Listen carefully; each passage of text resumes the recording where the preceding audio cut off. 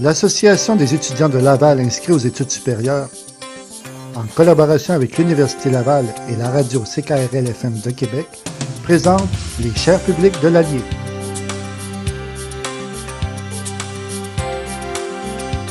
Bonjour, mon nom est Benoît-Luc Simard et je suis le directeur de la chaire publique de l'Association des étudiants de Laval inscrits aux études supérieures. Le débat d'aujourd'hui a pour titre « Chacun sa voiture, rêve ou cauchemar ».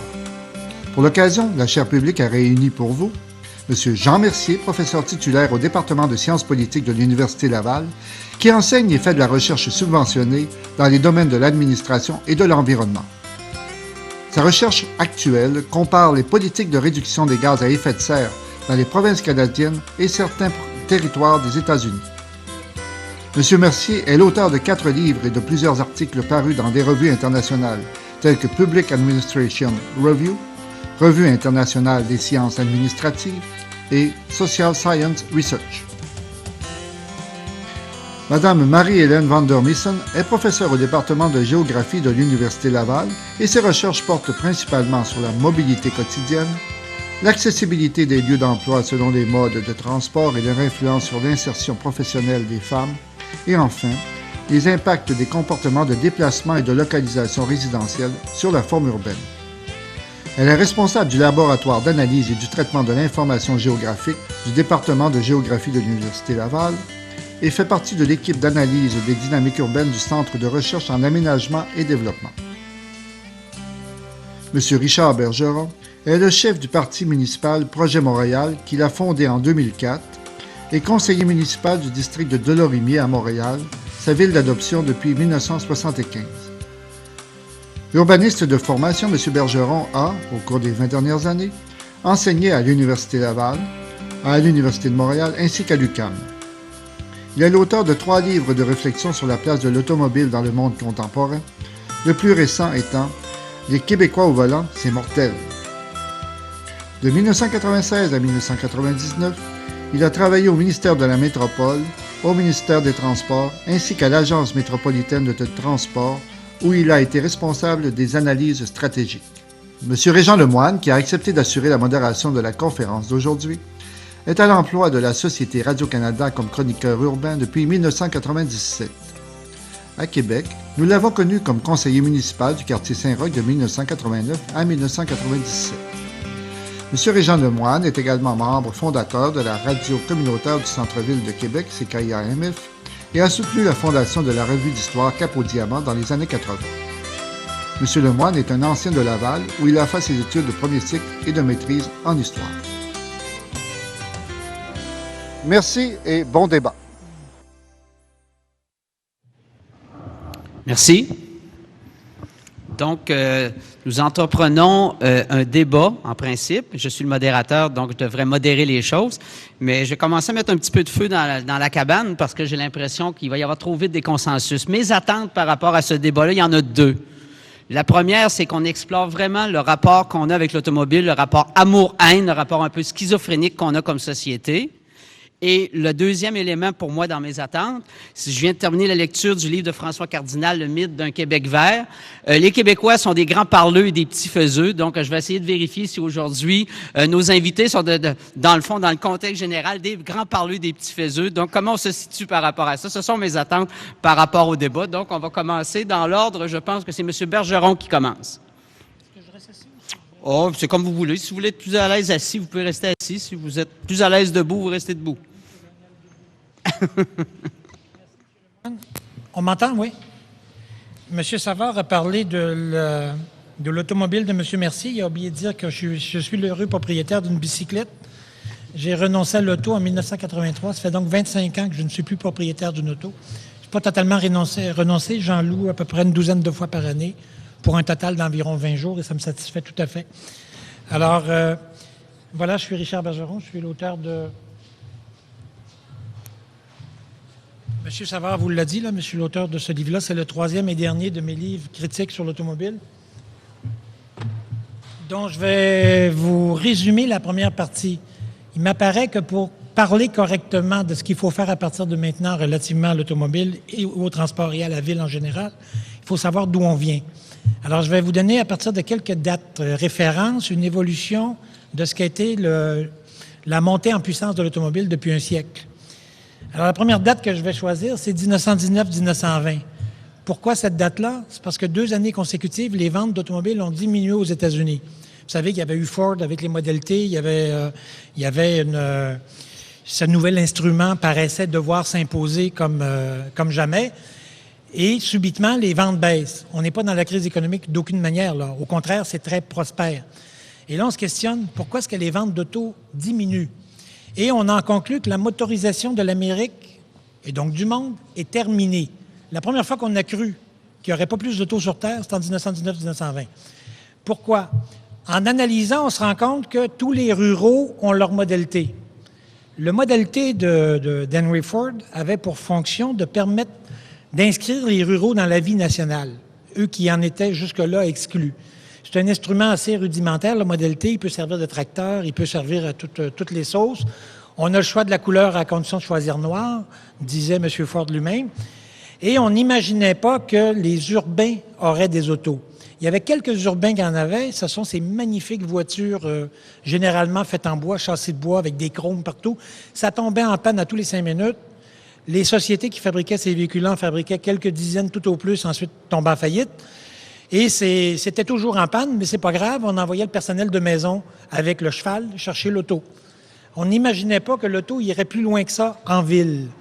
Pourquoi? Pour 3 raisons.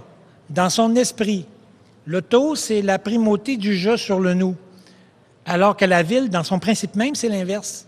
C'est la primauté du nous sur le je. Alors, tu ne peux pas arriver dans cet espace créé, donnant la primauté au nous, avec un instrument qui affirme la primauté du je. Il y a quelque chose qui ne va pas. Deuxièmement, la ville préexistait à l'auto. Et dans sa forme même, elle s'opposait à la pénétration de l'automobile. Elle n'avait pas été prévue pour ça. Et troisièmement, il y avait une formidable technologie de transport collectif à l'époque, on parle bien de 1919-1920, qui était le tramway. Le tramway avait été inventé dans sa forme électrifiée autonome en 1892. En 1920, toutes les villes du monde, sans exception, avaient des réseaux de tramway très étendus. Alors, Québec, si, je ne sais pas le kilométrage exactement, mais en 1919-1920 à Montréal, c'est plus de 400 km de réseau tramway. Et cette technologie-là est ultra performante, elle est ultra moderne à l'époque, et on s'est dit, elle est indéclassable. Et là, il y a quelqu'un, devant ce constat-là, que la motorisation de l'Amérique est terminée, qui va dire non, c'est pas vrai, elle n'est pas terminée. C'est le jeune nouveau président de General Motors, Alfred P. Sloan. General Motors, à ce moment-là, est une société tout à fait toute petite par comparaison à Ford. Et lui, il va se donner comme mandat de motoriser les urbains d'Amérique. Alors, comment il va faire?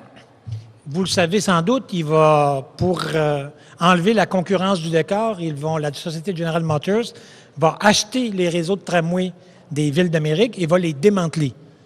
Alors, on vient d'enlever le concurrent. Et pour adapter la ville à l'auto, ils vont créer une nouvelle profession qui est l'ingénierie des transports, qui a été créée par le General Motor Institute. En 1926, alors la première cohorte de diplômés, 1929-1930, enfin, se disent les élus municipaux, on dispose d'experts en transport qui vont nous dire quoi faire relativement à l'auto et au transport collectif. Ils ont été formés par General Motors. Quelle sorte de conseils, croyez-vous, ils vont donner? Alors encore aujourd'hui, il existe 3 General Motors Institute, mais pratiquement tous les programmes d'ingénierie des transports dans le monde sont financés par l'industrie automobile. Il faut quand même le savoir.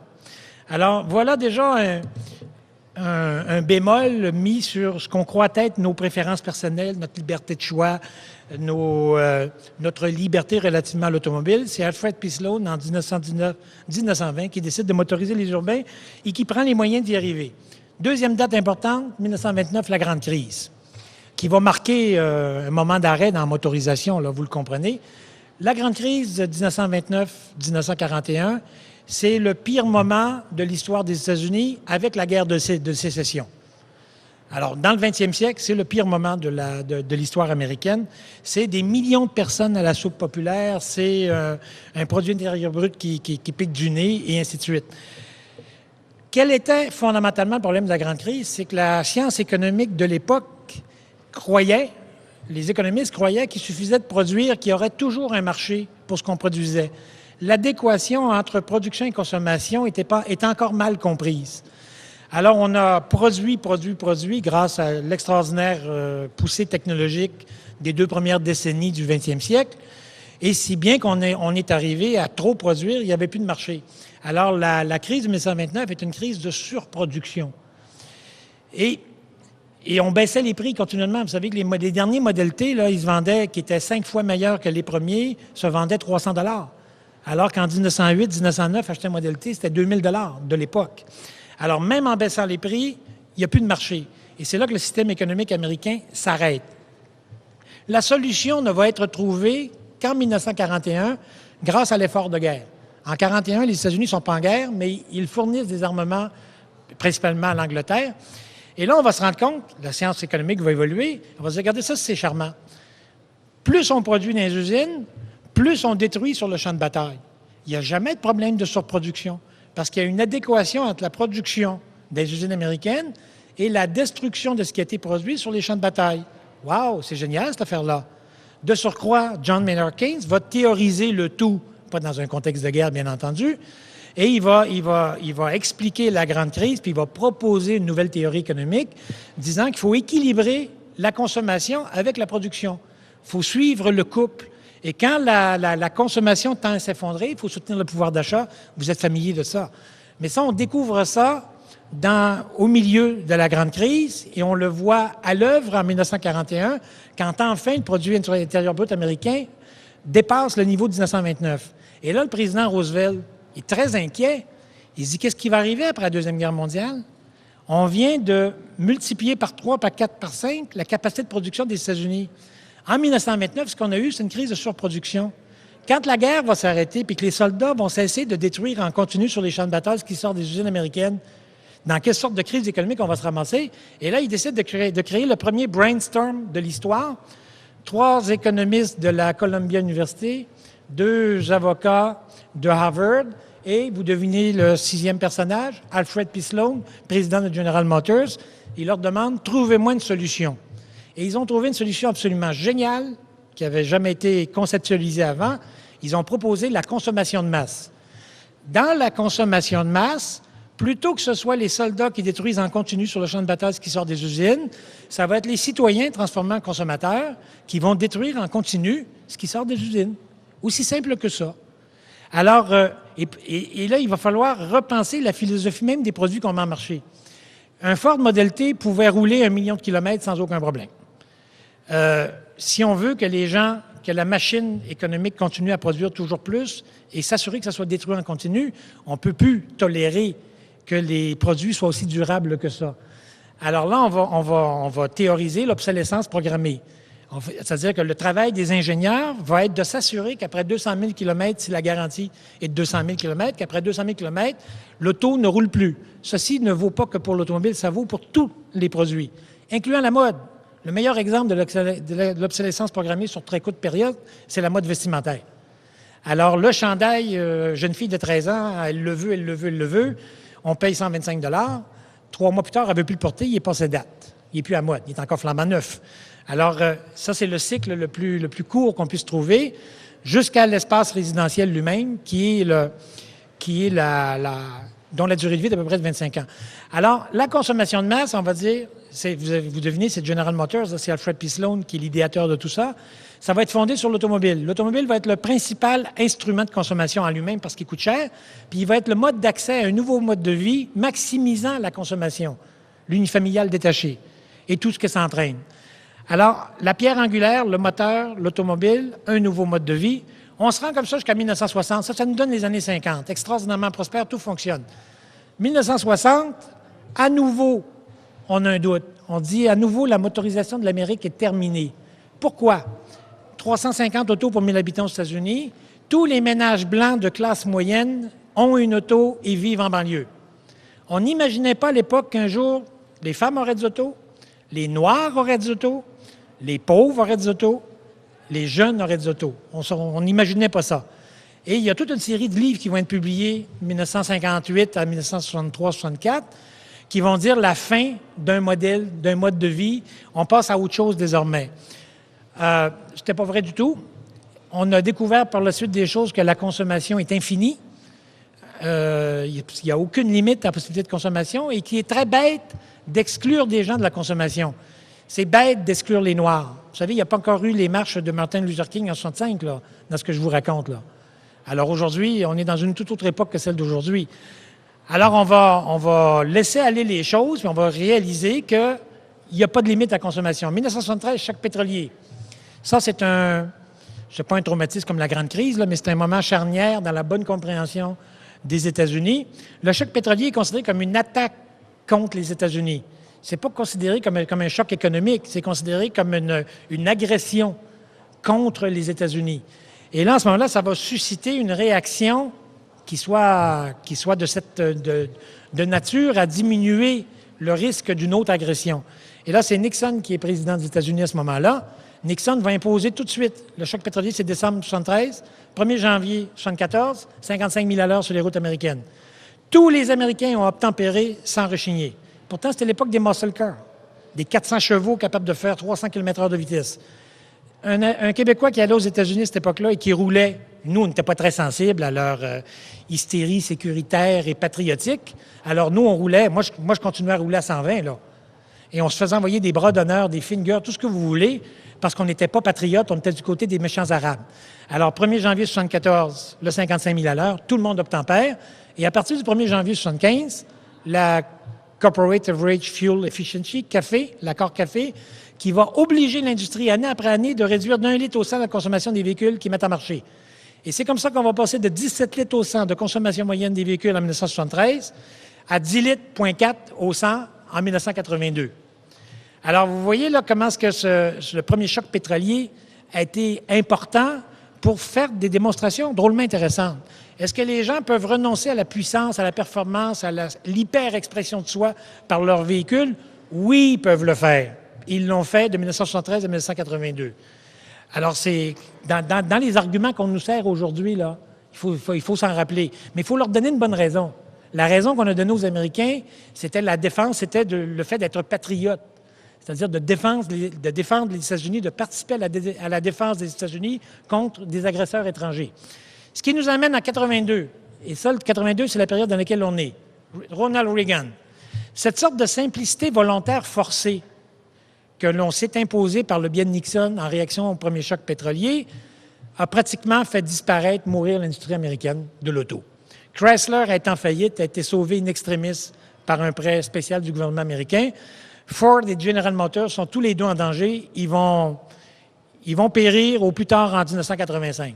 Alors, Reagan décide de sauver l'industrie automobile américaine. Qu'est-ce qu'il fait pour sauver l'industrie américaine de l'automobile? Il suspend CAFE, l'accord dont je vous parlais tantôt sur la consommation.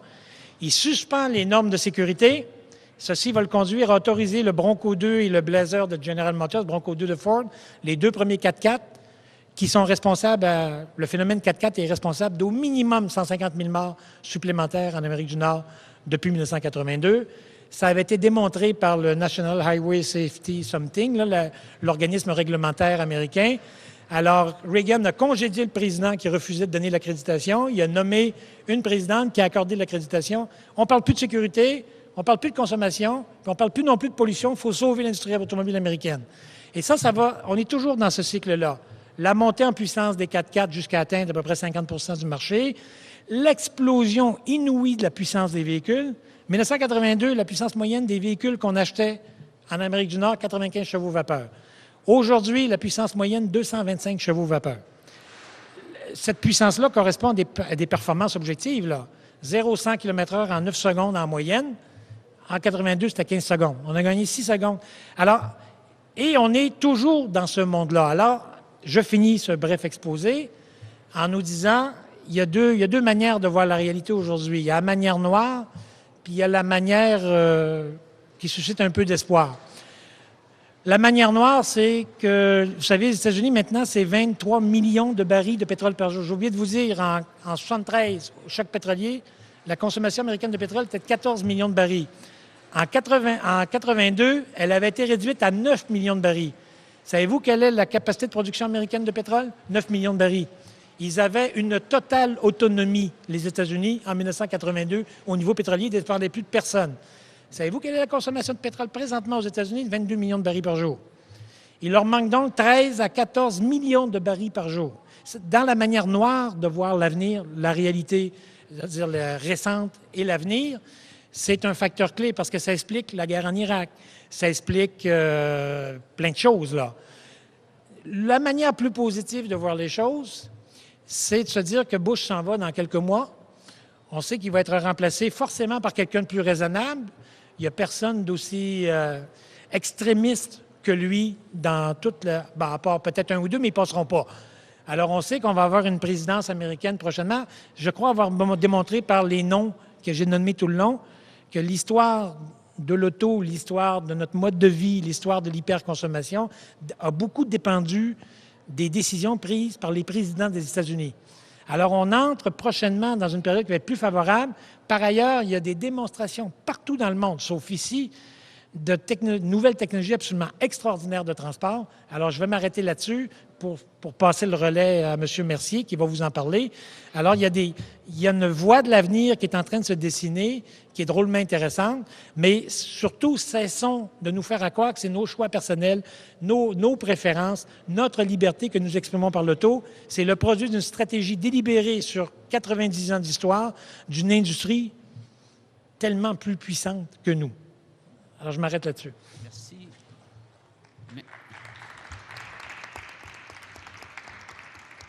Merci, M. Bergeron, pour votre discipline et l'intérêt de votre propos. Pas mal. 1 ou 2 minutes de plus. Donc, M. Mercier, maintenant. Oui, merci. Notre animateur, Régent Lemoine, voudrait sûrement qu'il y ait des controverses, des débats.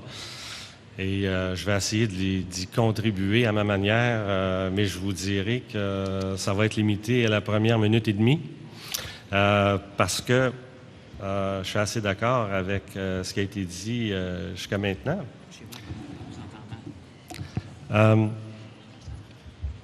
Ma minute et demie, c'est consacrée à vous dire que l'automobile, c'est un moyen de transport agréable, qui est en train de conquérir la planète. Il y a des chiffres avancés pour combien il y aura d'autos en 2030, et puis les chiffres varient entre 1 milliard et 2 milliards, des fois un peu plus. Donc, les gens parlent, les consommateurs parlent, évidemment dans les limites de ce qui leur est offert, et ils choisissent l'automobile, et il y a beaucoup de qualités à l'automobile. Même ceux qui critiquent l'automobile, et j'en connais plusieurs, eux-mêmes, y compris moi-même, apprécient la liberté, le confort, le fait de se retrouver dans sa voiture avec sa propre musique, de ne pas avoir à changer de mode de transport pour se rendre, donc, à plusieurs endroits. Donc, c'est un succès. M. Bergeron nous a dit que c'est un succès qui avait été aussi travaillé, qui avait été planifié, mais il faut aussi reconnaître qu'il y a beaucoup d'avantages. Les consommateurs ont choisi donc, mais ce qu'on peut dire aussi, c'est que dans le passé, les consommateurs ont choisi d'autres choses qui se sont avérées moins favorables. Par exemple, les consommateurs ont choisi la cigarette. Et aujourd'hui, on se rend compte que, bon, c'était pas tellement une bonne idée, même si les gens de ma génération fumaient à 14-15 ans et on n'y voyait pas de problème. Mais il est possible qu'on assiste à des évolutions qui vont ressembler un peu à quelque chose qui était socialement accepté sans aucune question et qui même semblait cool, mais qui a été remise en question peu à peu. Évidemment, c'est sur plusieurs années, sinon sur plusieurs décennies. Alors, un de mes points, c'est de vous dire que pour voir un peu sur l'avenir ou regarder l'avenir, il faut faire des calculs.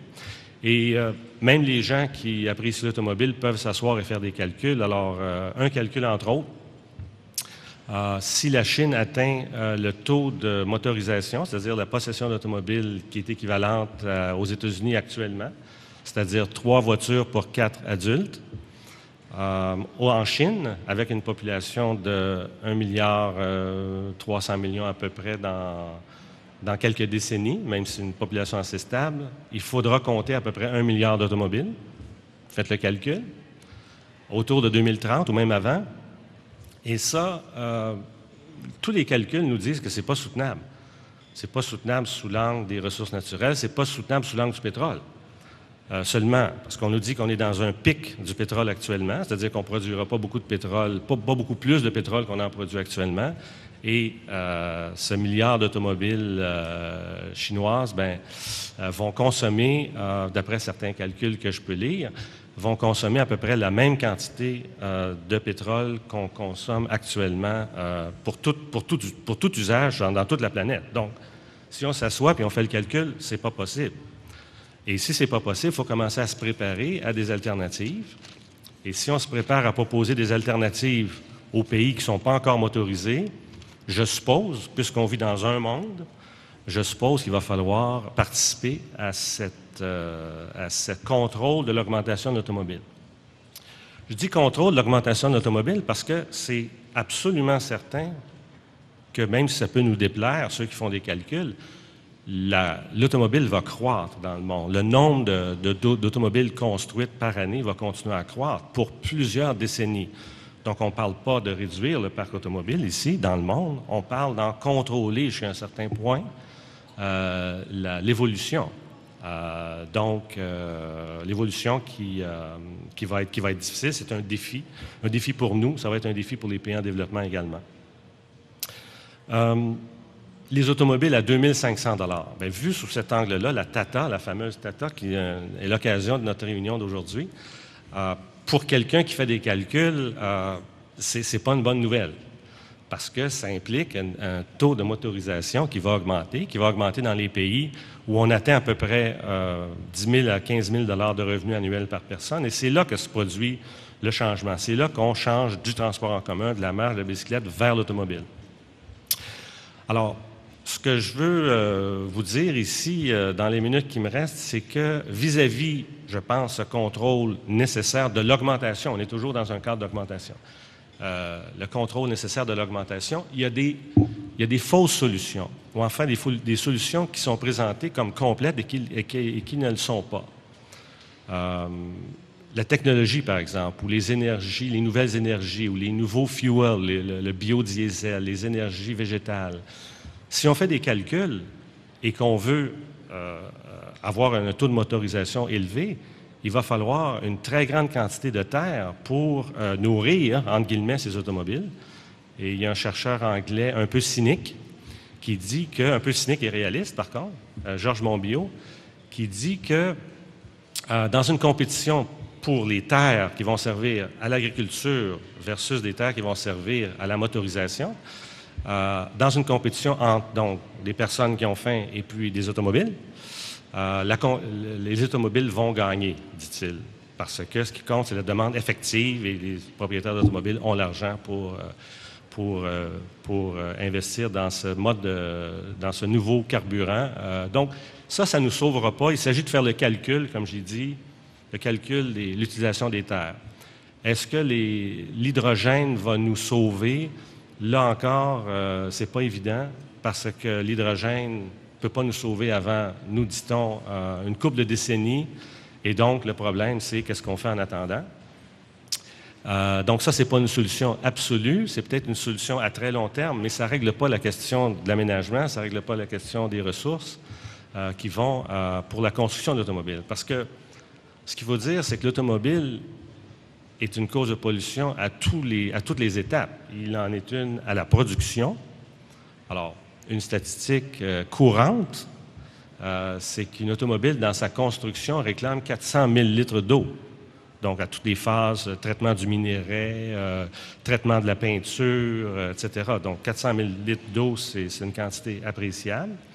Et ces 400 000 litres d'eau consacrés à la construction d'une automobile, eh bien, multiplier ça par des chiffres qui s'en viennent. Si rien ne change, ça va être difficilement soutenable. Donc, en partie, c'est sûr que la technologie peut aider, puis les normes californiennes, tout ça, c'est très bien, mais de les présenter comme une solution en soi, je pense que c'est une erreur. Et c'est une erreur de calcul, parce qu'il faut s'asseoir pour faire les calculs. L'autre erreur, c'est la bonne volonté individuelle. Enfin, la bonne volonté individuelle, c'est bien. C'est bien qu'il y ait des gens qui utilisent moins l'automobile par conscience sociale, mais il n'y aura jamais assez d'écologistes, il il n'y aura jamais assez de personnes militantes pour compenser pour les personnes qui vont tout simplement suivre leur penchant naturel, qui est le fait de la plupart d'entre nous, et qui vont choisir le confort, l'utilité, etc. L'autre illusion, et vous allez réaliser que je suis en sciences politiques, je vais conclure en vous disant que la vraie solution, j'ai pas grand-chose d'original à vous offrir comme solution, mais c'est l'intervention gouvernementale. Je suis en sciences politiques, c'est peut-être une déformation professionnelle. Mais l'autre illusion, c'est le marché. Mais le marché libre, tel qu'il a été conçu, nous a amené où on est, c'est-à-dire une situation agréable où le consommateur parle, bien entendu, et choisit des modes confortables et agréables pour lui, mais si on fait les calculs, encore une fois, le fait d'étendre ces choix-là à la planète, ce n'est pas une solution soutenable. Et le marché, dans ce cas-là, on ne peut pas s'y fier absolument. On ne peut pas s'y fier comme solution, mais on peut s'y fier, par contre, comme technique, c'est-à-dire le gouvernement ayant joué son rôle dans l'aménagement en particulier.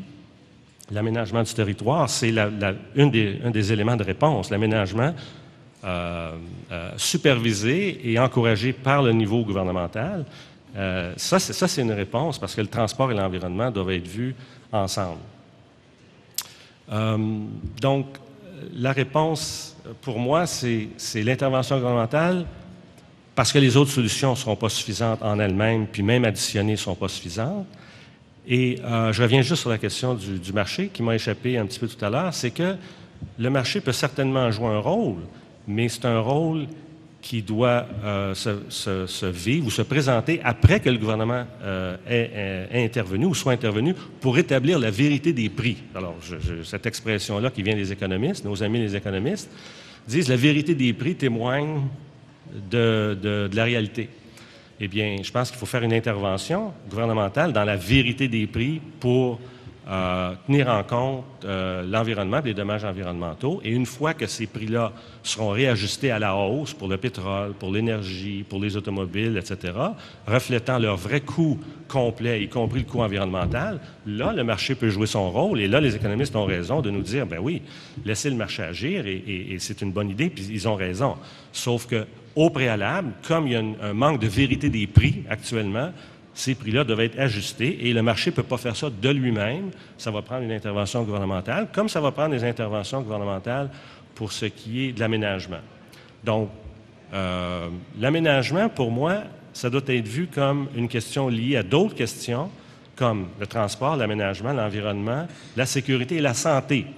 Parce que ce qu'on nous avons appris relativement récemment, c'est qu'il y a un lien, il semble y avoir un lien en tout cas, entre un certain mode de vie lié à l'automobile et l'obésité ou l'augmentation du surplus de poids dans les sociétés qui, elles, se fient beaucoup à l'automobile. Bon, ce n'est pas le seul facteur, bien entendu. On connaît le fast-food, on connaît les ordinateurs et toutes les autres causes, mais c'est difficile d'imaginer que dans une société où on ne marche pas beaucoup, le transport n'est pas d'influence. Autrement dit, quand on utilise le transport en commun et la bicyclette et la marche ou des combinaisons, on marche entre ces modes-là souvent. On est obligé de marcher jusqu'au transport en commun. Et ça, c'est bon pour la santé puis ça réduit l'obésité. Donc, quand plusieurs questions sont liées comme ça, santé, obésité, transport, environnement, sécurité aussi, habituellement, le marché ne peut pas réussir à gérer ça. Il peut en réussir des parties individuelles, mais pas l'ensemble. Et moi, je plaide en faveur d'une intervention gouvernementale musclée et coûteuse. Vous allez dire, bon, c'est facile pour lui de dire ça, il ne se présente pas à des élections, il veut que les gouvernements dépensent. Mais je vous dirais que la marge de manœuvre qu'on a socialement est assez grande. Parce que l'automobile, par année, c'est 10 000 $ que ça coûte, bon an, mal an. Si vous ajoutez à ça les coûts environnementaux et autres qui ne sont pas vraiment payés par le propriétaire de l'automobile, il faut ajouter au moins 3 000 $. Ça veut dire qu'une automobile, dans son coût annuel d'opération, c'est environ entre 10 et 14 000 $. Alors, devant des coûts comme ça, nous dire que comme société, on n'a pas la marge de manœuvre nécessaire pour se payer un transport en commun efficace, confortable. Parce que, je reviens à mon idée tout à l'heure, on ne peut pas se fier sur les gens qui vont attendre l'autobus 15 minutes quand il fait moins 30 à Québec. Là. Ça, c'est pas réaliste. Et dire que le progrès va venir de cette bonne volonté-là, ce n'est pas réaliste. Donc, ça va venir d'investissements importants. Je sais que ça va un peu contre l'esprit de l'époque, depuis une vingtaine d'années maintenant, mais la vraie réponse est là et à mon avis, il y a beaucoup de marge de manœuvre financière pour réaliser ça. Donc, il faut investir en somme, et je vais peut-être terminer avec ça, il me reste un peu de temps, pour que les transports en commun, qui sont actuellement souvent un pis-aller, hein, on n'a pas d'auto, on n'a pas assez d'argent, on est jeune, on est financièrement en difficulté en ce moment, on va prendre l'autobus. Il faut que le transport en commun devienne une vraie alternative à l'automobile. Et pour qu'il y ait une vraie alternative, ça demande des investissements et ça demande une intervention publique. Donc, des interventions que seuls les gouvernements peuvent faire, à la fois pour discuter des questions et à la fois pour les mettre en œuvre par après. Donc, le rôle des gouvernements sont indispensables et il ne faut pas trop se fier à l'esprit de notre époque où on a un peu un mépris pour le secteur public, un mépris pour la fonction publique, et nous dit, bon, on ne le fera pas parce qu'il y a cet environnement-là. Non. Qu'est-ce qui est nécessaire pour ce problème-là? Ce problème-là réclame l'intervention publique. On réglera après la question de savoir pourquoi est-ce qu'on ne le fait pas et pourquoi est-ce qu'on devrait le faire. Donc, les fausses solutions, je vous en ai parlé un petit peu. La technologie, oui, mais on surestime le rôle du marché, on surestime aussi, ça prend des interventions, ça prend le secteur public et peut-être pour amener peut-être un peu de débat local, ça se traduirait à Québec, évidemment, par l'instauration, la mise en œuvre de rails légers qui pourraient emprunter le parcours qui est déjà là, de 800 à 801. Et il y a des mauvaises raisons pour ne pas le faire. C'est risqué politiquement, ça coûte cher, donc peut-être qu'on ne sera pas élu si on le fait, mais il y a aussi des bonnes raisons pour le faire, un investissement qui va durer sur plusieurs décennies, qui va aller dans le sens de ce qu'on veut faire, qui va être une sorte de, je vais employer une image ici, qui va être de sorte d'Hydro-Québec de la consommation. Parce qu'avec Hydro-Québec, vis-à-vis des gaz à effet de serre, on s'est positionné comme producteur d'énergie avec le minimum de gaz à effet de serre, ce qui est une bonne chose. Enfin, à mon avis, c'est une bonne chose. Et là, avec le rail léger et des systèmes modernes qui vont coûter de l'argent, comme Hydro-Québec a coûté cher aussi, mais on s'en félicite aujourd'hui. Donc, ces systèmes modernes-là vont être des sortes d'Hydro-Québec de la consommation, c'est-à-dire qu'on va consommer beaucoup moins de gaz à effet de serre. On va se situer dans une voie dont on sait quelle est la voie de l'avenir. Il y a un certain risque, oui, il y a un risque à ne pas le faire aussi. Donc, voilà principalement mes arguments. Je vais dire un dernier mot peut-être, deux mots sur la publicité automobile. Personnellement, j'aime penser que je ne me scandalise pas facilement, mais je suis de plus en plus agacé par la publicité automobile, les mensonges éhontés qu'on y voit, des automobiles 4x4 qui se promènent dans le bois puis qui sauvent un chevreuil parce que les lumières tournent avant l'automobile. Là, j'ai de la difficulté avec ça. Et j'ai même de la difficulté avec les voitures hybrides qui réussissent pas à faire peur aux chevreuils, mais qu'un arbre qui tombe de la branche réussit, elle, à faire comme si l'automobile allait sauver l'environnement. Et ce que je propose, c'est tout simplement, les publicités sont à tel point mensongères qu'il faut arriver à mettre à la fin de l'annonce, ils ont le droit d'annoncer, on a le droit de choisir, tout ça, mais un rétablissement des prix dont je parlais tout à l'heure, mais là, c'est un rétablissement de la vérité, une certaine vérité en tout cas, qui est une phrase tout simple qui dirait avec la technologie actuelle connue, l'usage de l'automobile est une source importante de gaz à effet de serre. Point. Comme on faisait sur les cigarettes, on ne faisait pas la morale aux gens, on leur disait tout simplement, ce que vous êtes en train de faire, ça a des conséquences. Et je pense qu'on est rendu là. Au Canada, on pourrait innover. On pense qu'on ne peut pas compter sur les États-Unis pour faire ce premier geste-là. Mais nous, au Canada, on peut le faire. Et puis, ça respecterait la liberté des annonceurs, ça respecterait la liberté des consommateurs. Ça, tout simplement rétablir un fait qui compenserait pour, je pense, l'avalanche de propositions mensongères qu'on entend au niveau de la publicité automobile. Alors, je vous remercie là-dessus.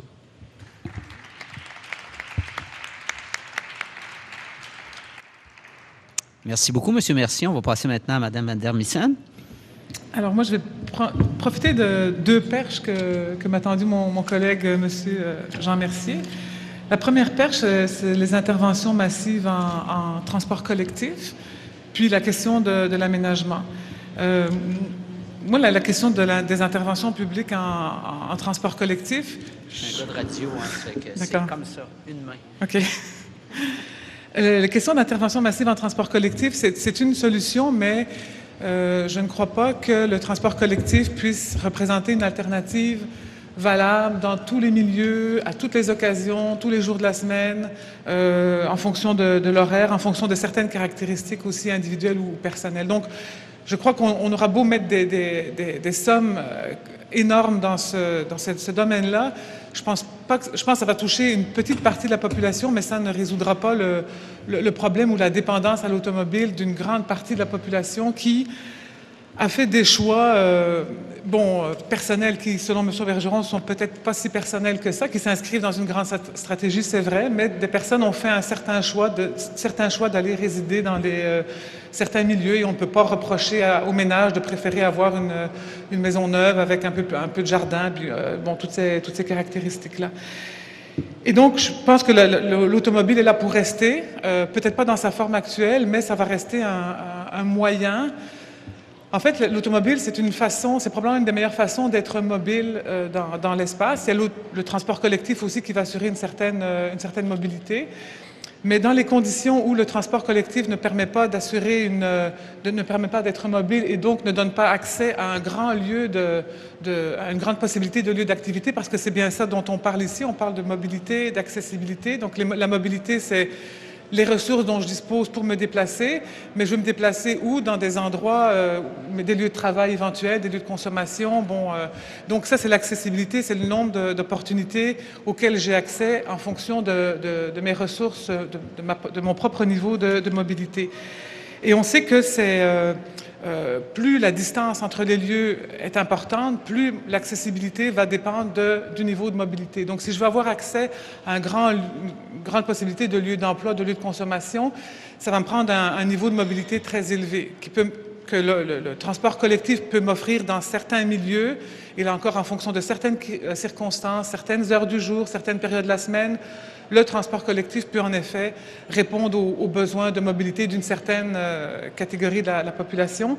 Ailleurs, le transport collectif n'arrive pas actuellement, malgré tous les efforts. Par exemple, ici, sur le plan local, le RTC travaille très fort pour ajuster des parcours, pour, par exemple, créer des nouveaux parcours express qui vont donc desservir des zones de banlieue qui, a priori, ne sont pas propices au transport en commun parce que ce sont des zones faiblement habitées. Mais donc, quand même, avec les express, on arrive à aller chercher un peu de monde, donc les gens qui travaillent sur des horaires typiques, dans des endroits centraux en termes d'emploi. Mais ailleurs, le transport collectif ne représente pas une solution valable. Donc, c'est l'automobile qui va offrir le meilleur niveau de mobilité. Et quand on parle de mobilité, on parle d'accès au marché du travail. Et quand on parle de mobilité, on parle aussi tantôt, je parlais des caractéristiques personnelles, et là, je fais référence à toute une dimension qui existe, dont on est conscient, c'est la question de la conciliation travail-famille, qui va être une caractéristique supplémentaire qui va faire en sorte que, même à la limite, si on vit dans des quartiers bien desservis, pour ces raisons-là de contraintes familiales, c'est-à-dire de double journée, en fait, pour réussir à mener dans une seule journée des activités familiales, des activités professionnelles, il faut être mobile. Alors, cette mobilité-là, c'est le transport en commun ou c'est l'automobile. Bon, disons que les autres modes de transport, on peut les mettre de côté pour le moment, ils sont plus ou moins comparables. Mais sauf qu'avec des conditions familiales particulières, donc des jeunes enfants à conduire à la garderie, à l'école ou à les récupérer après le travail, le transport en commun n'est pas une solution valable, ou en tout cas, les enquêtes, les données dont on dispose nous disent que ces familles-là vont faire un autre choix, vont utiliser l'automobile en général, bien sûr, pour assurer ce genre de déplacement-là. Parce qu'en transport collectif, c'est très difficile, aller chercher des enfants, faire plusieurs déplacements intermédiaires. Le transport collectif n'est pas fait pour ça, il est fait pour partir d'un endroit, aller à un endroit, puis sans arrêt intermédiaire. Donc tout ça pour dire que l'automobile est là pour rester et qu'en plus, la mobilité, c'est aussi une façon, comme je le disais tantôt, d'intégrer le marché du travail. Puis ça excusez-moi, ça fait référence à à la question des liens entre le transport et l'exclusion sociale. C'est une question de recherche qui est passionnante, mais qui est difficile à résoudre parce que comment mesurer l'exclusion sociale? Et l'exclusion sociale aussi souvent passe par la question des revenus. Alors là, on fait référence à un autre concept. Là, j'ai déjà parlé de mobilité, d'accessibilité, mais là, il y a un autre concept qui rentre en ligne de compte, c'est l'équité. Est-ce que tous les habitants d'une région urbaine sont égaux en termes d'accès aux différents lieux d'emploi, aux différents lieux d'activité? Et actuellement, avec la séparation très grande entre les différents lieux d'activité, alors on le voit avec le fait que les power centers se développent dans les périphéries, donc ces immenses zones de consommation, mais aussi des zones d'emploi, parce que pour faire rouler ces magasins-là, ça prend des gens qui vont travailler à temps partiel, etc. Et donc, c'est l'organisation spatiale qu'on connaît, disons, dans nos sociétés actuelles, fait en sorte que les personnes doivent être mobiles pour avoir accès à ces lieux-là. Or, et donc les décisions même d'aménagement, souvent, ont récemment été prises comme si tout le monde avait accès à une automobile en tout moment du jour. Et ce n'est pas le cas. Il y a une partie de la population qui ne possède pas d'automobile, qui n'est pas motorisée. Puis il y a une partie de la population aussi dont le ménage est motorisé, mais une fois que l'auto est partie avec une personne, bien, les autres membres du ménage deviennent non motorisés. Mais ce que je veux dire, c'est qu'il y a des décisions d'aménagement qui sont prises comme si tout le monde avait une auto. Or, ce n'est pas le cas. Donc, les personnes qui ne sont pas motorisées et qui, en plus, ne peuvent pas utiliser le transport en commun pour rejoindre ces fameux lieux d'emploi qui se sont développés en périphérie, qu'on a laissé s'installer, dans le fond, en périphérie, bien alors ces personnes-là n'ont pas les mêmes chances que les personnes motorisées d'avoir accès à ces différents lieux d'activité, des lieux d'emploi ou des lieux de consommation même. Donc là, la question d'exclusion sociale ou d'équité, finalement, bon, ben, c'est assez complexe, mais moi, pour répondre à cette question-là, dans le fond, je me dis, le choix d'avoir une voiture ou non, en fait, c'est ça. Tout repose sur est-ce que c'est un choix ou non. Alors, les personnes qui, à mon avis, font le choix de ne pas être motorisées, de vivre sans automobile, le font une fois que le choix de localisation résidentielle a été fait, une fois que le lieu de travail est connu, déterminé, et que l'interaction entre les deux peut se faire par le transport collectif. Alors, ces personnes-là choisissent de résider dans des lieux très bien desservis, avec les commerces à proximité, l'autobus pas tellement loin, etc. Et donc, lorsque c'est un choix fait comme ça, je pense que l'exclusion sociale, il n'y en a pas question dans ce contexte-là. Si les personnes subissent plutôt le fait de ne pas être motorisées, si ce n'est pas un choix, si c'est une question de revenus, et là l'idée de revenus est en interaction entre le transport et l'exclusion sociale, tout passe par le revenu finalement, mais si les personnes pour des questions de revenus, n'ont pas des moyens justement de s'acheter une auto, même si c'est pas cher pour l'ensemble de la population, il y a des groupes sociaux qui ne peuvent pas devenir propriétaires d'auto. Alors ces groupes-là vont subir, ils ne font pas le choix, ils vont subir la non-motorisation, donc même leur lieu de résidence, à la limite, ne sera pas en fonction des mêmes critères que les personnes qui ont fait le choix, et les lieux de résidence vont être en fonction du revenu et ne seront pas non plus forcément orientés en fonction des ressources en transport en commun ou du lieu éventuel d'emploi.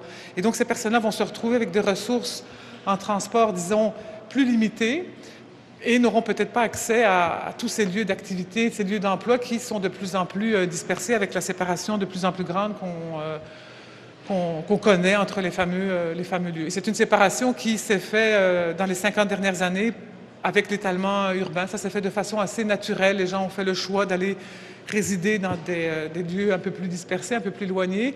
Et les emplois ont suivi, les lieux de consommation ont suivi, de sorte qu'on se retrouve dans un milieu où la plupart du temps, on est dépendant de cette automobile qu'on aime et qu'on déteste à la fois, parce que bon, c'est un rêve pour beaucoup d'adolescents d'avoir une automobile. Pour eux, ça va être le symbole de la liberté, d'avoir accès à un grand nombre d'endroits et on pourra faire tout ce qu'on veut quand on veut, etc. Mais une fois qu'on est rendu adulte et qu'on est pris dans son automobile dans une congestion, ben là, le rêve se transforme facilement en cauchemar, mais pour une bonne partie de la population, j'ai l'impression que c'est une question c'est même plus une question de choix, c'est une question de localisation. C'est une question aussi d'accès à différentes ressources, de conditions personnelles. Je parlais tantôt de la conciliation travail-famille. Est-ce qu'il me reste un peu de temps? 2-3 minutes. 2-3 minutes. Parce que dans le fond, moi, je voulais terminer en disant, bon, c'est pas pour ces raisons-là que maintenant il faut rester à rien faire puis regarder les automobiles se multiplier.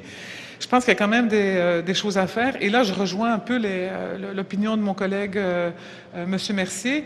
L'idée, c'est que dans le fond, l'auto telle qu'elle existe actuellement peut être appelée à disparaître et à être remplacée par une automobile qui devrait être moins polluante, moins consommatrice, moins énergivore.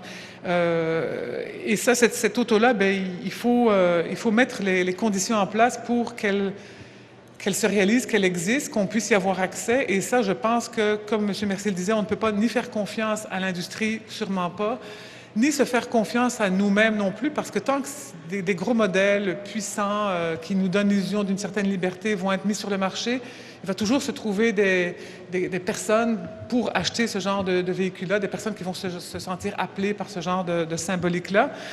Et donc, on ne peut pas se faire confiance à nous et en tant que consommateurs. Il faut donc, à mon avis, que les pouvoirs publics interviennent. Et en termes de normes, de construction même d'automobiles, il faut aller jusque-là, je pense, d'interdire carrément à l'industrie de construire des automobiles qui dépasseraient, dont la consommation dépasserait un certain seuil, dont la pollution dépasserait un certain seuil, etc. Il faut aussi réglementer l'utilisation de l'automobile.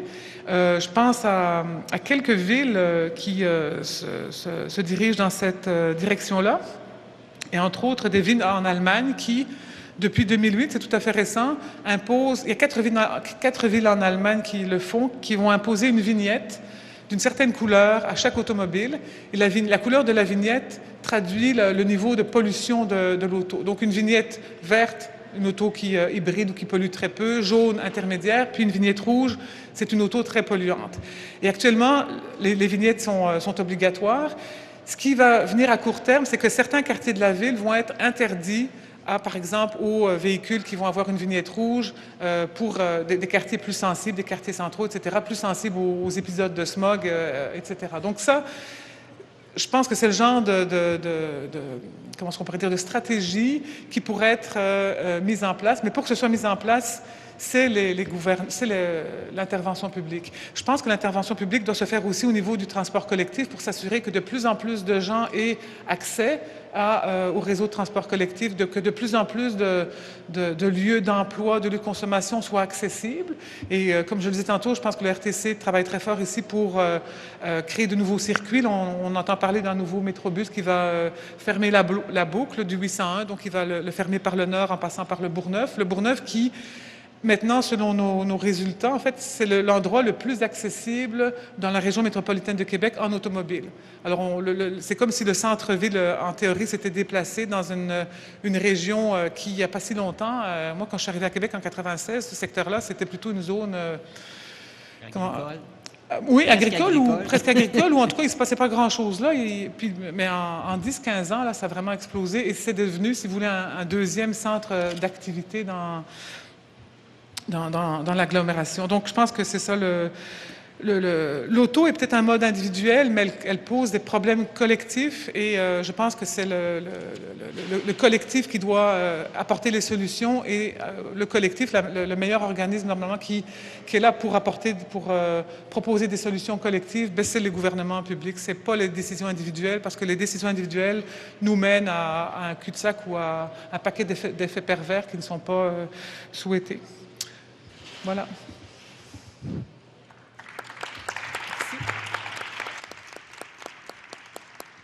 Merci beaucoup, Mme Van der Missen.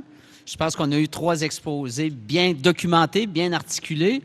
Je retiens de manière très subjective 2 éléments là-dedans. La première, c'est qu'on a au moins un débat au niveau du transport en commun, puisqu'il y a une de nos intervenantes qui a bien dit que le transport en commun n'était pas une alternative à l'automobile à moyen ou à long terme, si j'ai bien compris. Peut-être pas. Je veux dire, c'est pas une alternative partout, dans tous les milieux, pour toutes les personnes en fonction des horaires, etc. Ça peut être une alternative très valable dans certains milieux lorsqu'on travaille lorsque nos zones d'origine et de destination des déplacements sont sur les parcours et que nos horaires aussi sont correspondent aux horaires de fonction, si vous voulez, des transports publics. Ça, c'est le premier élément. Je vous Oui, signale que excusez-moi. les derniers chiffres dans la région de Québec, c'est 85 d'utilisateurs d'automobiles, moins de 10 en transport en commun, et ça diminue, ça n'augmente pas, même s'il y a une augmentation de la circulation. C'est les cyclistes qui augmentent présentement dans la région de Québec. On va peut-être fournir des vélos à tout le monde. Peut-être que notre taux d'alternative sera plus du côté du vélo. Mais l'autre élément sur lequel j'aimerais entendre nos interlocuteurs, parce que c'est un argument qu'on entend souvent, mais c'est plus M. Mercier qui en a parlé, c'est que là, c'est épouvantable. L'Inde et la Chine veulent avoir des chars. Ça n'a pas de bon sens. Dans la région de Québec, présentement, le parc automobile croît plus vite que la population, que la croissance démographique. La question, c'est de quel droit on peut empêcher les peuples en développement, les Chinois, les Indiens, de vouloir avoir des Tata à 2500 pièces si nous-mêmes, nous faisons plus de chars que d'enfants dans notre société? Est-ce qu'on ne devrait pas commencer un peu par nous-mêmes à se poser certaines questions avant d'essayer d'imposer au peuple des pays en développement des règles de jeu? Parce que eux autres, c'est épouvantable, ils veulent avoir des chars. Nous, on en a 3 à porte chez nous, tu sais. Donc ça, c'est un autre élément que j'aimerais entendre parce que je trouve que c'est un discours qu'on entend beaucoup au niveau international présentement de la part des pays industrialisés. Donc, un aspect plus local, l'alternative transport en commun, puis l'aspect également au niveau relations internationales, nos discours de morale au niveau international sur les Indiens, les Chinois, est-ce que c'est quelque chose de créé? Ah, vous pouvez, il n'y a pas de problème. Monsieur Mercier veut commencer. Le débat n'a pas pris de temps à naître. Je prends pas ça personnel parce que c'est pas ce que j'ai dit. Au contraire, moi, ce que j'ai dit, c'est que l'attirance vers l'automobile, c'est universel. Donc, on n'est pas différent des Chinois, puis les Indiens sont pas différents des Chinois, puis de nous, on est tous semblables. On veut de la flexibilité, on veut de la mobilité. Donc, c'est un élément universel. Seulement, à cause des chiffres, à cause des nombres, à cause de la quantité de population, si on s'assoit puis on fait les calculs, quand même qu'on voudrait, on n'y arrivera pas, d'après moi. Puis je pense que les calculs sérieux montrent que ni du point de vue du pétrole, ni du point de vue des ressources, puis on n'a même pas besoin d'aller au gaz à effet de serre, mais on peut se rendre là aussi, c'est pas possible. Donc, devant cette attirance, je dirais, universelle, puis normale, puis humaine, puis on fait pas la morale, ici, on fait des calculs. Et par contre, les Occidentaux vont devoir participer si on fait partie des groupes ou des entités qui encouragent les pays en développement à ne pas suivre notre exemple, surtout l'exemple nord-américain, parce qu'il y a d'autres exemples aussi. Il y a beaucoup de villes européennes, il y a Singapour, il y a des villes en Amérique du Sud qui nous donnent d'autres exemples.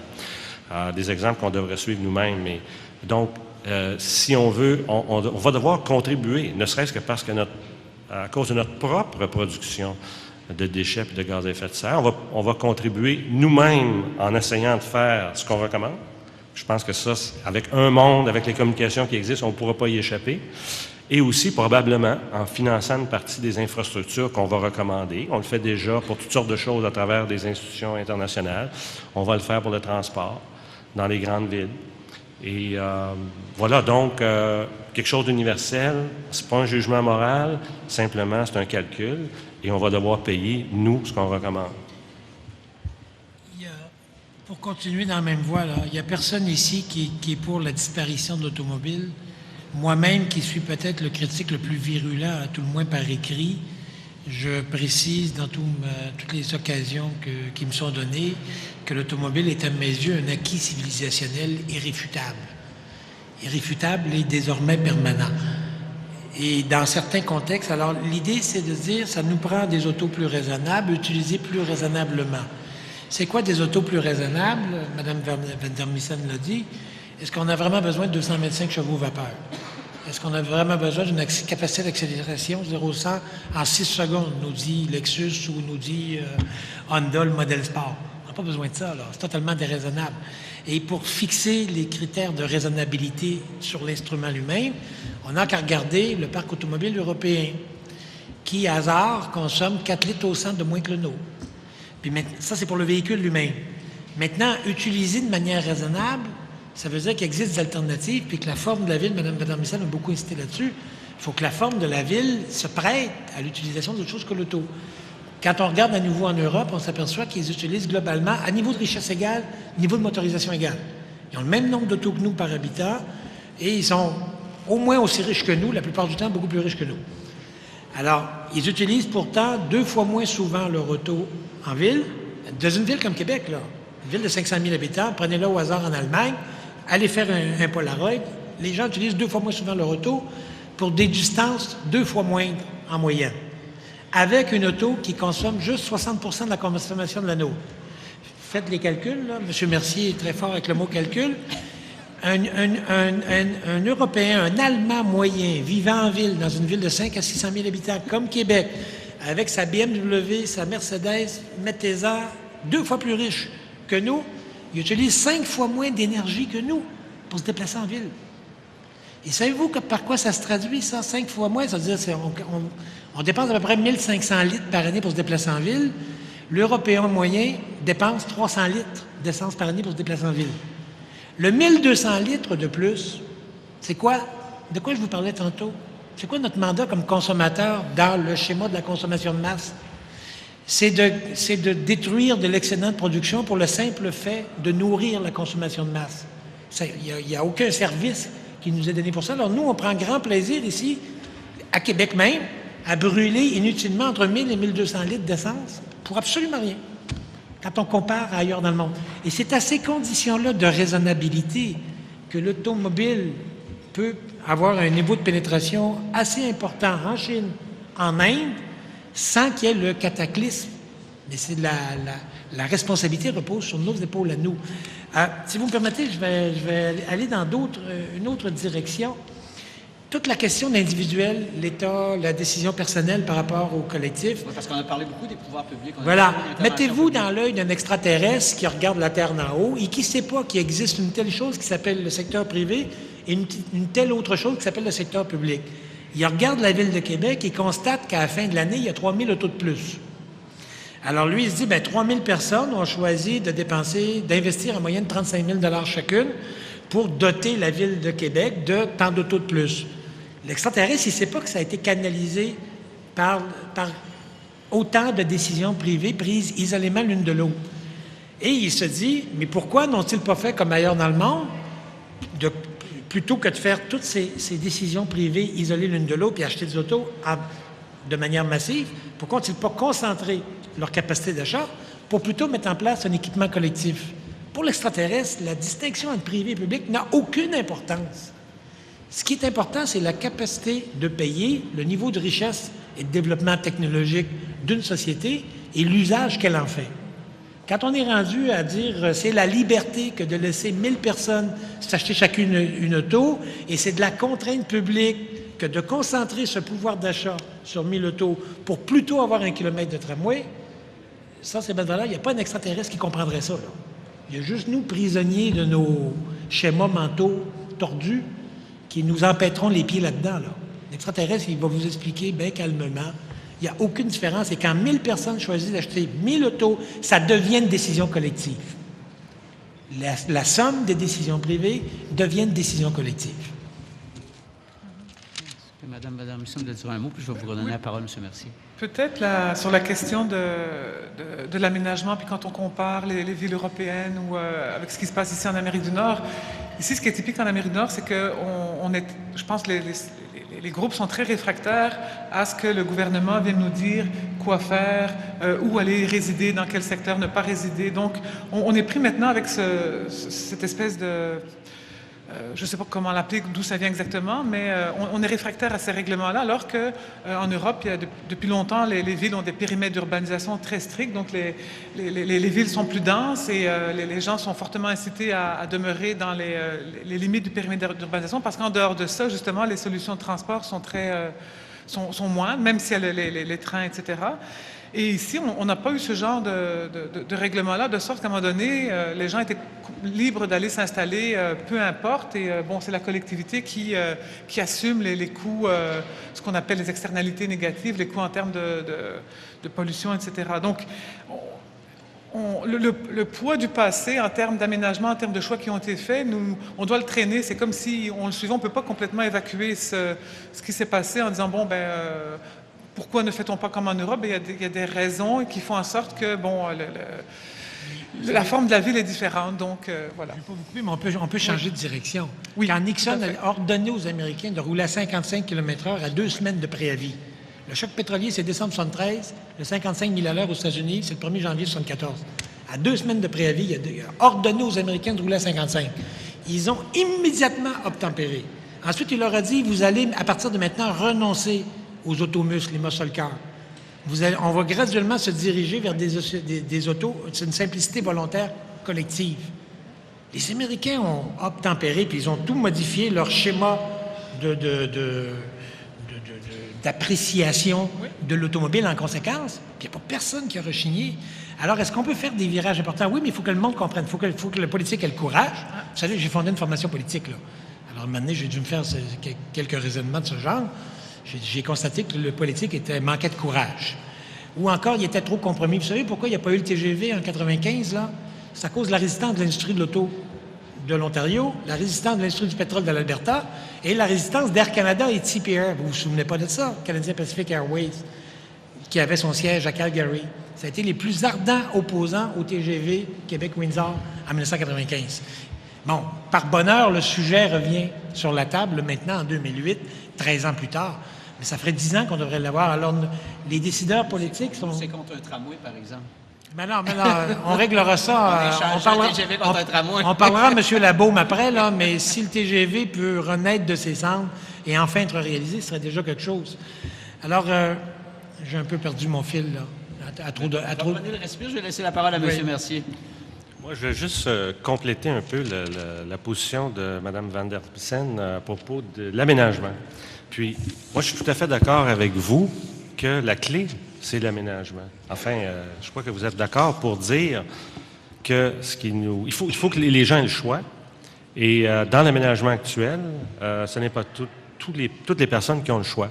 Alors, moi, je fais une distinction entre l'aménagement tel qu'il est, dont on hérite, et là, vous avez absolument raison.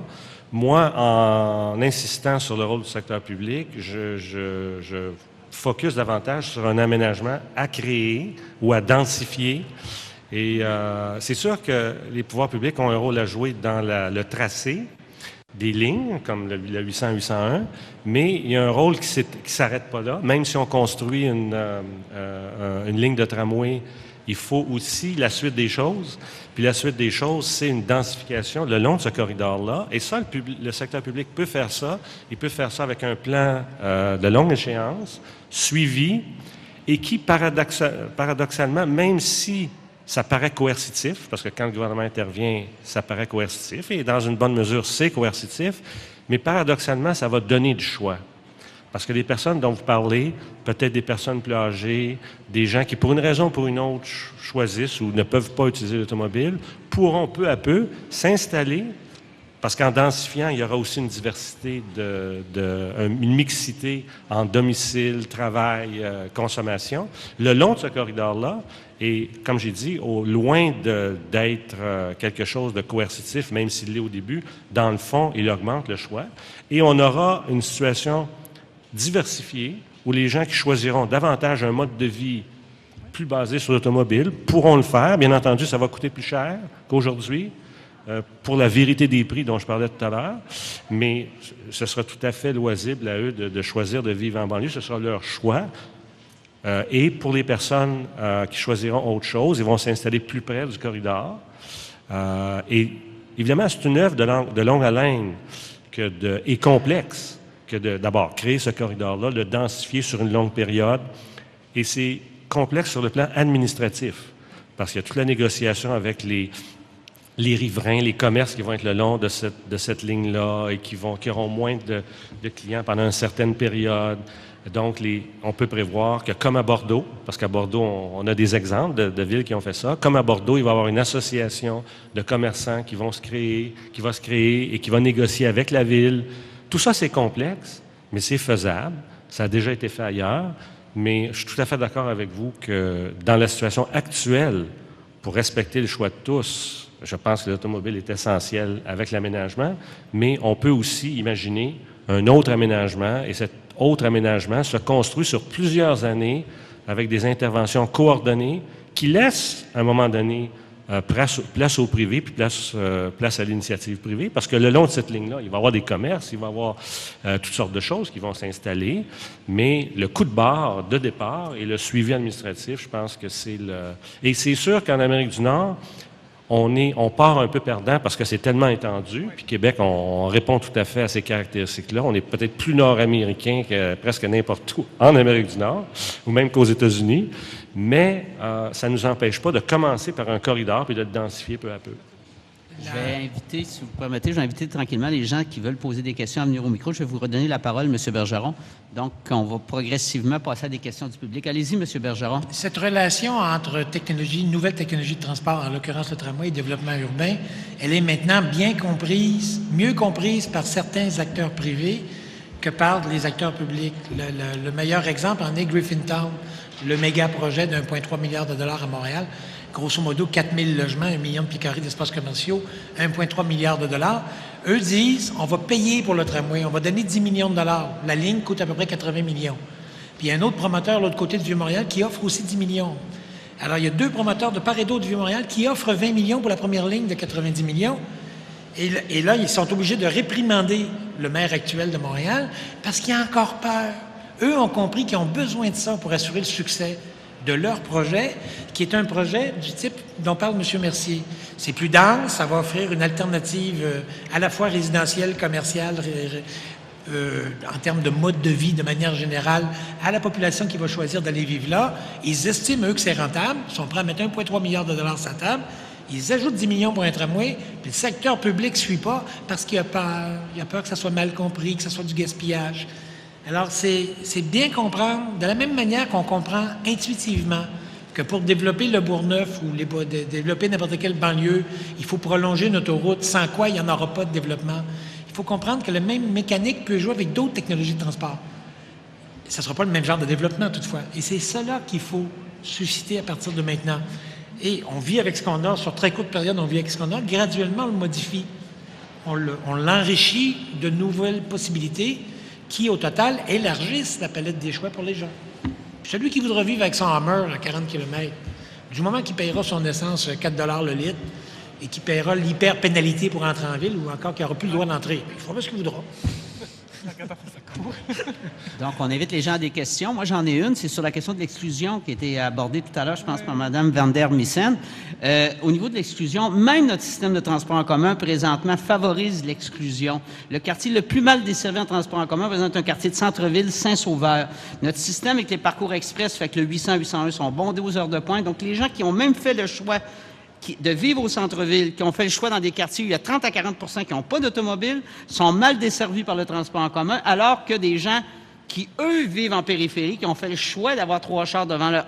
Eux ont le choix de s'asseoir, probablement d'être assis dans l'autobus et de pouvoir, à des heures régulières, aller. Donc, même l'esprit, je dirais, de l'automobile a, d'une certaine façon, travesti notre système de transport en commun, puis ce pas des gens qui en ont le plus besoin, qui sont le mieux desservis présentement. C'est une question, mais c'est aussi... C'est une question. Non, c'est un constat, puis je suis tout à fait d'accord avec vous. C'est ce qui ressort quand on fait nos fameuses cartes d'accessibilité. Il y a vraiment des secteurs dans la ville où les niveaux d'accessibilité, on regarde au lieu d'emploi, mais à un éventail de lieux en général, les niveaux sont beaucoup plus faibles. Et il y a des secteurs comme ça qui... Donc ça veut dire que à ce moment-là, même les transports publics doivent refaire leurs devoirs et s'assurer de desservir ces secteurs-là, parce que clairement, il y a un problème d'exclusion, un problème d'équité sociale. Et, les gens qui font le design, les gens qui pensent le transport en commun sont des gens qui se promènent en char, qui ont un esprit de char, puis qui font que le système de transport en commun est calqué là-dessus. Oui, je vous donne tout à fait raison. J'ai été 6 ans quand même à l'AMT, puis nous, à l'AMT, on a investi 2 milliards de dollars au nom du gouvernement du Québec, là, à Montréal. C'est depuis la création de l'AMT, donc en 10 ans, les 2 milliards sont allés presque à 100 % à favoriser ce dont vous parlez. C'est le métro à Laval, tout le réseau de train de banlieue. C'est très bien, là. C'est bon, c'est bien le métro à Laval, c'est bien le réseau de train de banlieue. Mais quelle est l'amélioration qu'a celui qui vit dans un quartier central? Je vais prendre ceux qui sont familiers de Montréal, la rue Ontario, Hochelaga-Maisonneuve. Il attend l'autobus aujourd'hui au froid et au vent à se faire garocher de la slush, comme il l'attendait il y a 15 ans. En plus, il est moins fréquent. Mais si tu as déménagé à Blainville et maintenant jusqu'à Saint-Jérôme, le gouvernement a dépensé 2 milliards de dollars pour t'inviter avec luxe et courbette Voilà, ils t'ont donné le choix. Bon, en plus, il faut leur dire merci quand ils prennent le transport collectif, alors que le pauvre qui attend dans le quartier central, il faut qu'il dise merci quand l'autobus daigne le prendre. Là, il y a quelque chose qui ne va pas, là. Je vous donne tout à fait raison là-dessus. Mais ça, c'est des décisions des gouvernements supérieurs, là. Il faut se demander, là, pourquoi est-ce qu'ils font ça? Pourquoi est-ce qu'ils activent comme ça la machine à étalement, à surconsommation? Pourquoi est-ce qu'ils la relancent jusqu'à pervertir la mission même du transport collectif? Oui, mon nom c'est Jackie, je suis étudiant en maîtrise. Bon, on n'a pas l'impression que pour limiter l'étalement urbain, il y a des mécanismes politiques pour limiter un peu ça. Bon, il y a eu les fusions municipales en 2001 qui a permis au lieu d'avoir une compétition entre banlieues, il y a eu comme une volonté commune de se rassembler pour faire une ville. Mais là, les développements résidentiels souvent dépassent ces limites-là qui étaient créées, si on veut. Fait qu'est-ce que ce serait pas une intervention gouvernementale, je ne sais pas, pour créer une institution plus qui a de mordant au niveau municipal? Je ne sais pas c'est quoi votre opinion là-dessus. Bon, on va peut-être donner la parole en premier à M. Mercier. Il nous a beaucoup parlé d'intervention gouvernementale. Donc, si les périmètres d'urbanisation, c'est un fantasme irréalisable au Canada ou à Québec? Je sais pas si c'est un fantasme, mais je vais répondre brièvement pour dire que la fusion municipale est un pas dans la bonne direction. Et souvent, ces structures-là, ça prend un peu de temps avant de s'actualiser puis de donner des résultats. Et ça se peut que pour le transport, ça prenne un certain nombre d'années. Mais c'est sûr, d'après moi, qu'avec la fusion, on est mieux équipé institutionnellement, sur le plan des institutions, qu'avec les 13 villes là, qui se disputaient les investissements et tout ça. Donc, c'est un pas dans la bonne direction, mais des fois, ça prend un peu de temps avant de s'actualiser.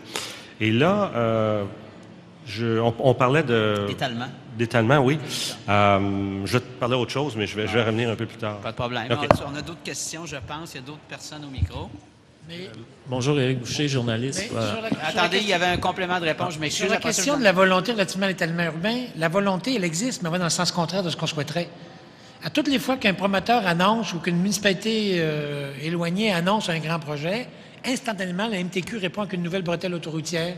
Il choisit de localiser son hôpital là, il bâtit des écoles à l'aveugle, parce que c'est le modèle de développement de la croissance à tout prix perpétuel dans lequel qu'on a choisi dans l'immédiat après-guerre. Puis on a même de la peine de ne pas l'avoir eu tout de suite au Québec. Il a fallu attendre le tournant des années 60. Puis on est prisonnier de ce modèle-là, de l'hyperconsommation. Et ce modèle-là, bien, il carbure à l'étalement urbain. Alors, il y a une volonté présentement inverse à celle d'un contrôle de l'étalement urbain. Mais il y a quand même des éléments, des signaux au moins verbaux, des éléments de politique générale qui sont professés par tous les partis politiques, allant dans le sens contraire. C'est déjà ça de neuf, plus les structures organisationnelles, notamment à Québec, ont évolué de manière favorable. Un petit mot de Mme Vandermisson, puis je vous donne la parole immédiatement. Ce que je voulais ajouter, c'est que dans le schéma d'aménagement de la communauté métropolitaine de Québec, il y a un périmètre d'urbanisation. Ce n'est pas un tracé très, très épais, mais il y a un périmètre d'urbanisation. Il y a des zones aussi comment ça s'appelle ça, d'habitat visé, donc des zones à prioriser en termes de nouveaux développements. Mais après ça, c'est jusqu'à quel point ce schéma-là va être respecté, justement, comment le lien va se faire entre l'aménagement et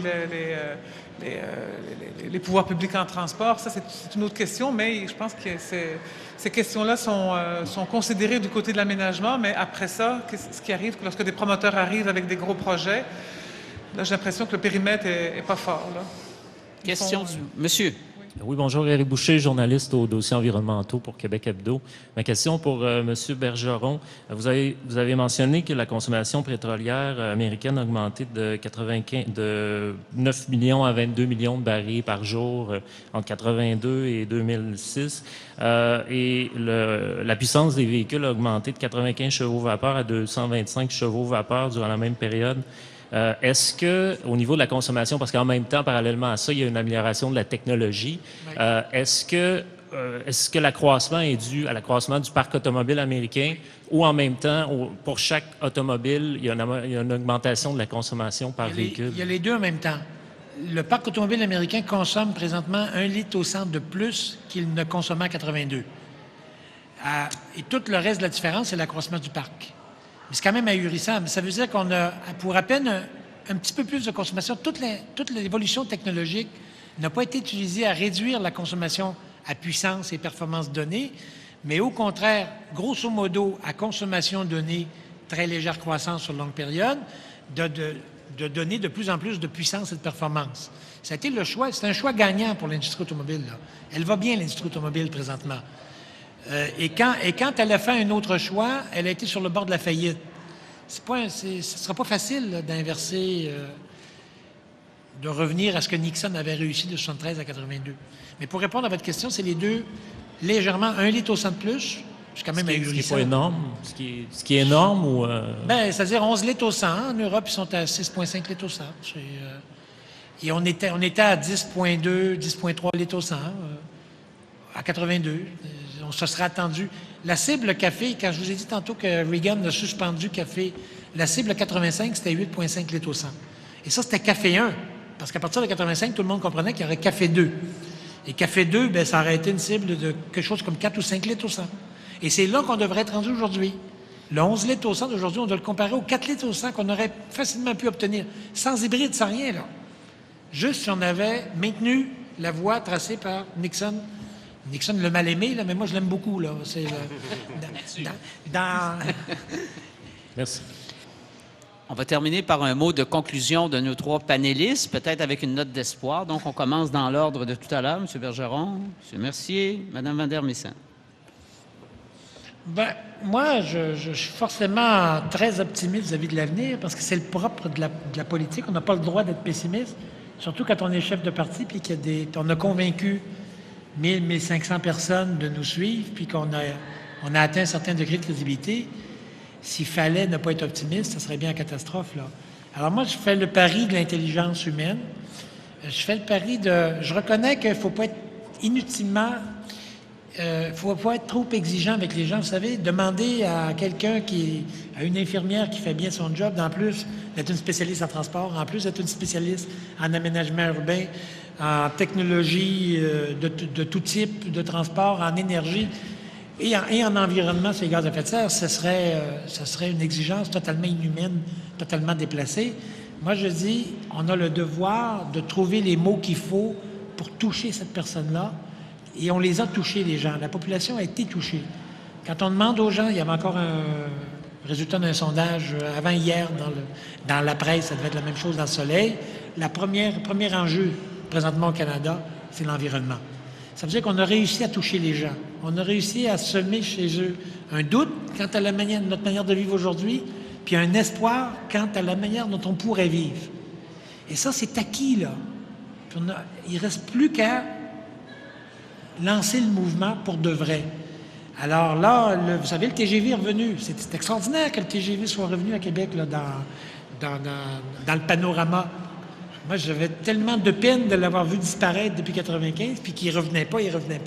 Il est revenu. Le tramway dans l'air, présentement, on l'oppose au TGV. Mais vous allez voir, le moindrement que les choses évoluent telles que je le pressens, ça ne sera pas concurrent l'un de l'autre très longtemps. Alors, dans 10 ans, dans 15 ans, notre société peut avoir changé pas mal plus qu'on le pense. Et moi, je prévois que les changements vont être aussi radicaux dans les 20 prochaines années qu'ils l'ont été entre 1960 et 1980. On est à l'aube d'un basculement de la société. La société est prête. Les politiques sont de plus en plus prêts. Les agents privés, maintenant, commencent à comprendre, puis même ils poussent sur le politique. C'est l'exemple de Griffintown que je donnais tantôt. Et il y a un changement à la présidence américaine dans 8 mois. Bush s'en va. Imaginez-vous, là. Alors, je pense qu'on est à l'aube de quelque chose d'assez neuf et de vraiment porteur d'espoir, notamment pour Québec, Montréal, pour le Québec, pour le Canada et pour la planète. M. Mercier? Bien, moi, comme je ne me présente pas en politique, je vais me permettre d'être un peu pessimiste, puis après ça, je vais virer vers l'optimisme. Ma phrase pessimiste, c'est de dire il y a 3 choses maintenant dont on est certain. Avant, on disait il y a 2 choses dont on est absolument certain, la mort et les taxes. Vous connaissez cette phrase-là, une phrase anglaise. Maintenant, ce dont on est absolument certain, c'est la mort, les taxes et l'augmentation du parc automobile dans le monde. Comme j'ai dit tout à l'heure, on ne réduira pas le nombre d'automobiles, ils vont continuer à augmenter. Ce qu'il faut prévoir, c'est l'encadrer pour qu'ils ne prennent pas toute la place. Et ce que j'ai voulu faire dans ma présentation, moi, c'est d'essayer de dissiper 3 illusions. L'illusion que la technologie va nous sauver et qu'on va pouvoir continuer exactement sans aucun changement d'aménagement puis de mode de vie. Je pense que ça, c'est... Je fais les calculs ou je regarde les calculs, je pense que ça ne sera pas possible. La bonne volonté non plus, à elle seule, ne pourra pas y arriver. Le marché à lui seul ne pourra pas y arriver non plus, même s'il y a des techniques du marché qui pourront être utiles. Donc, ce que je propose, c'est travailler au niveau de l'aménagement, au niveau du secteur public, agir collectivement, puis agir au niveau des prix. Et ça, les prix, on peut déjà commencer à faire ça.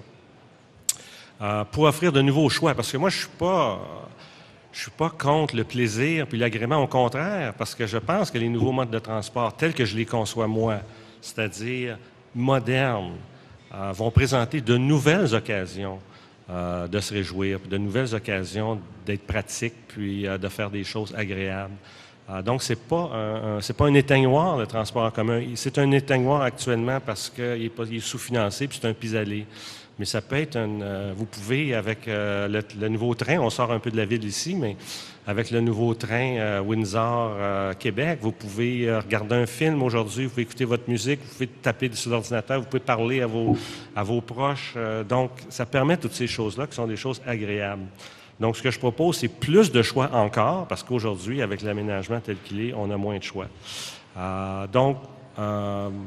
Donner une note d'agrément puis de plaisir au transport en commun, ce qui est un changement de mentalité, mais je pense qu'avec des investissements suffisants, on va y arriver.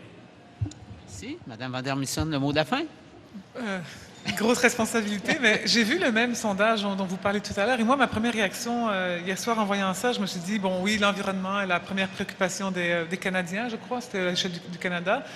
Et ça a été une réaction assez négative en disant, c'est la réponse facile, grand parleur, petit faiseur. Maintenant, tout le monde est préoccupé par l'environnement, mais qu'est-ce que les gens font? Alors aujourd'hui, je vais essayer d'être un peu plus optimiste et de me fier à mon collègue, M. Bergeron, pour dire, bon, on va se fier à l'intelligence des gens pour que ça change. Je ne pense pas que ça changera très, très vite du côté des personnes, mais c'est vrai que ça change. C'est vrai que des gens sont conscientisés, font des efforts pour prendre l'autobus, même si ce n'est pas 5 fois par jour, 5 fois par semaine, 2 fois par semaine, quand ça convient. Donc, je pense que ça évolue, ça change, mais peut-être pas assez vite au goût de l'ensemble, ou aux besoins de l'ensemble de la collectivité. Et je pense que c'est là qu'il faut que les pouvoirs publics prennent le courage à 2 mains pour faire en sorte que les choses avancent un peu plus vite, parce que sinon, c'est vrai qu'on s'en va vers un cauchemar. Mais je vais rester optimiste en disant on va faire confiance aux gens. On n'a pas le choix de toute façon.